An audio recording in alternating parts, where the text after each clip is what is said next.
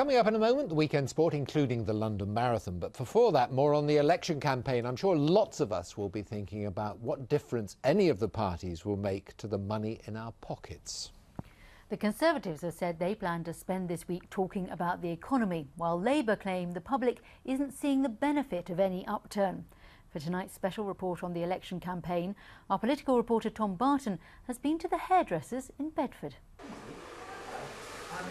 Electricity, gas, everything constantly always on the rise. Business for us is good. It's very hard for young people. The future for me, work-wise, is looking good. I just think they need to be more honest. If you want to hear what people think, where better than the hairdresser's chair?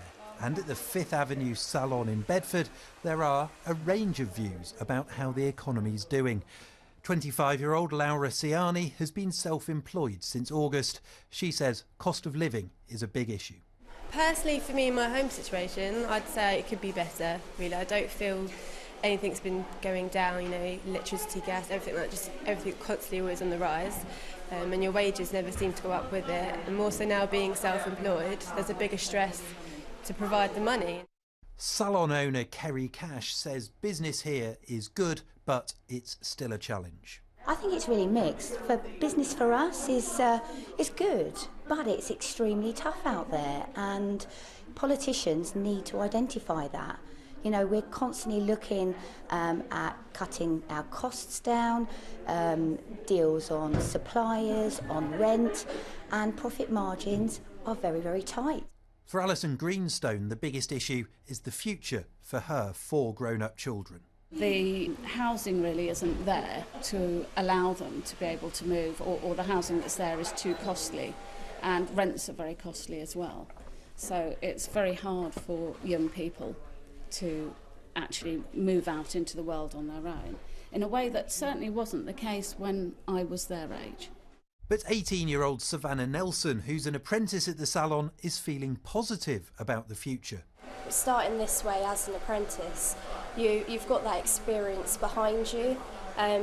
You're already working with the clients, so you know how to interact with them, and you start developing more confidence as you're going along as well. So I feel like the future for me, work-wise, is looking good.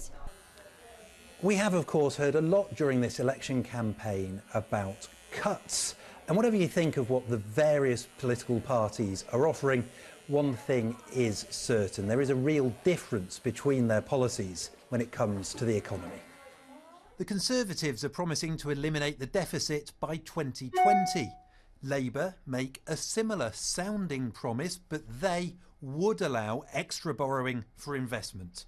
The Liberal Democrats and UKIP both say they would cut the deficit faster than Labour and the Conservatives, while the Greens say they will end austerity and create 1 million extra public sector jobs.